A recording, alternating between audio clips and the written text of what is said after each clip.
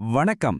சித்திரா பௌர்ணமியோட ஆழமான ஆன்மீக ரகசியங்களையும் ரொம்ப அழகான வழிபாட்டு முறைகளையும் பத்தி பேசுற இந்த ஒரு சிறப்பான பகிர்வுக்கு உங்களை அன்போடு வரவேற்கிறேன்.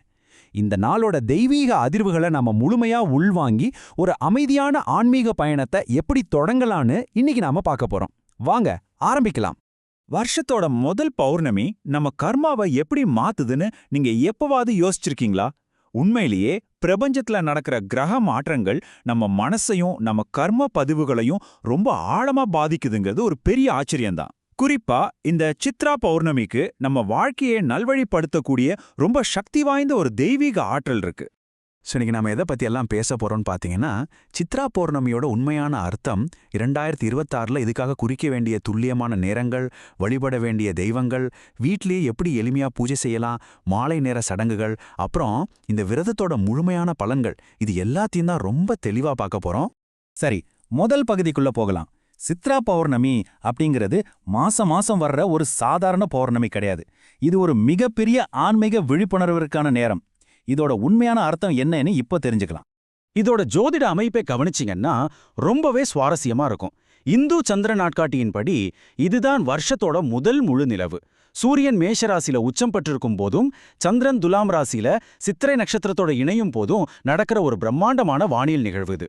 பிரபஞ்ச ஆற்றல்கள் எல்லாமே அதோட உச்சக்கட்டத்தில் இருக்கிற ரொம்ப அற்புதமான நேரம் அது.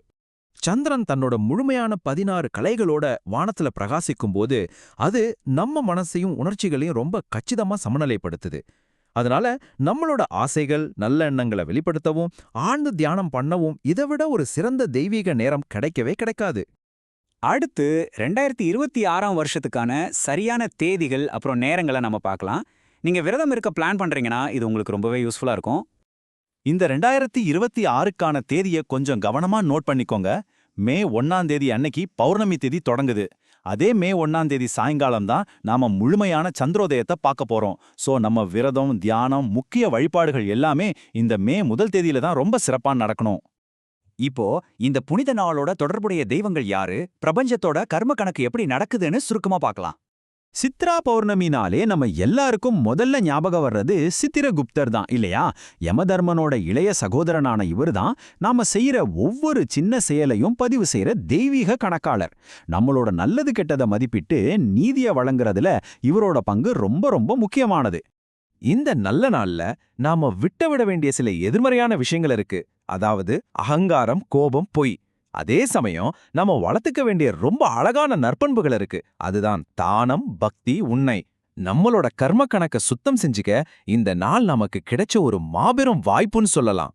சித்திரகுப்தரை தவிர அன்னை லலிதா திரிபுர சுந்தரி, விஷ்ணு பகவான், அனுமன், சந்திரதேவன், அப்புறம் முருகப்பெருமானையும் நாம இந்த நாள்ல மனம் உருகி வழிபடுறோம்.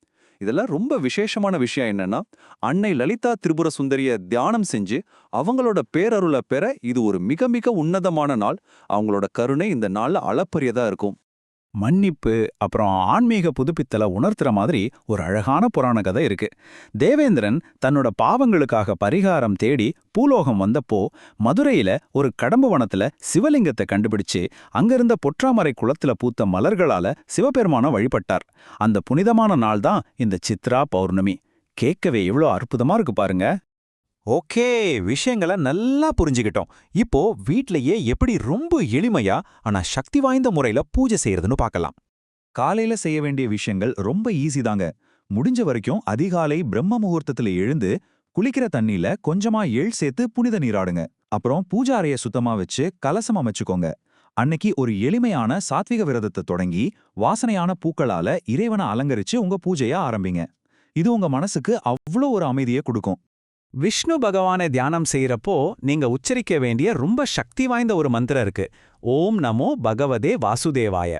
உங்க வீட்ல அமைதியா உட்காந்து கண்களை மூடி இந்த மந்திரத்தை முழு பக்தியோட தியானம் பண்ணி பாருங்க. உங்க மனசுல ஒரு பெரிய தெளிவும் அளப்பரிய அமைதியும் வரத நீங்களே உணர்வீங்க.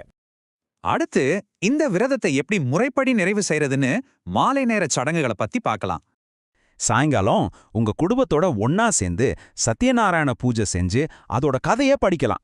அதுக்கப்புறம் வானத்துல அழகா ஒளிரும் சந்திர பகவானுக்கு அர்க்கியம், அதாவது நீரை அர்ப்பணிக்கிற சடங்க முழு பக்தியோட செய்யுங்க.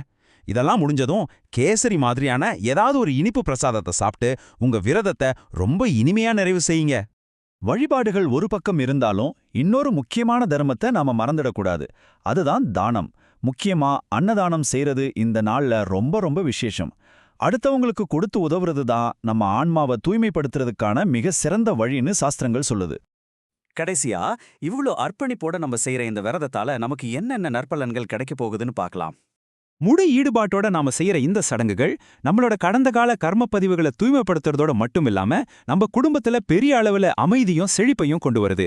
அது மட்டும் இல்லாம நம்மள சுத்தி இருக்கிற நெகட்டிவ் எனர்ஜி அழிச்சு நமக்குள்ள ஒரு மாபெரும் உள் வலிமையும் ஞானத்தையும் தைரியத்தையும் இது கொடுக்குது. ஒன்னு மட்டும் நல்லா ஞாபகம் வச்சுக்கோங்க, நீங்க இன்னைக்கு செய்யற ஒரு சின்ன பாசிட்டிவான விஷயமோ இல்ல ஒரு சின்ன தானமோ காலப்போக்குல ஒரு பெரிய மரமா வளர்ந்து உங்களுக்கு பிரம்மாண்டமான ஆன்மீக நன்மைகளை திருப்பி தரும். இந்த ஆழமான உண்மை நம்ம அன்றாட வாழ்க்கைக்கு எவ்வளவு அழகா பொருந்தது பாருங்க. இறுதியா நான் உங்ககிட்ட ஒரு விஷயம் கேட்க விரும்புறேன். இந்த சித்ரா பௌர்ணமியோட அமைதியான ரொம்ப பேலன்ஸ்டான ஆற்றலை உங்களோட அன்றாட வாழ்க்கையில நீங்க எப்படி எடுத்துட்டு போக போறீங்க? இதுக்கான பதில உங்களுக்குள்ளேயே தேடி பாருங்க. இந்த நன்னாள் உங்களுக்கு ஒரு புதிய அழகான ஆன்மீக பாதையை திறக்கட்டும். இதே மாதிரி இன்னும் நிறைய தெய்வீகமான ஆன்மீக தகவல்களுக்கு தமிழ்ல தெரிஞ்சுக்க நம்ம YouTube channel Divine Vibes 39 subscribe பண்ணுங்க. ஆங்கிலத்துல தெரிஞ்சுக்க இன்ஸ்டாகிராம்ல Divine Vibes 39 பேஜை ஃபாலோ பண்ணுங்க. அன்புடன் நன்றி, வணக்கம்.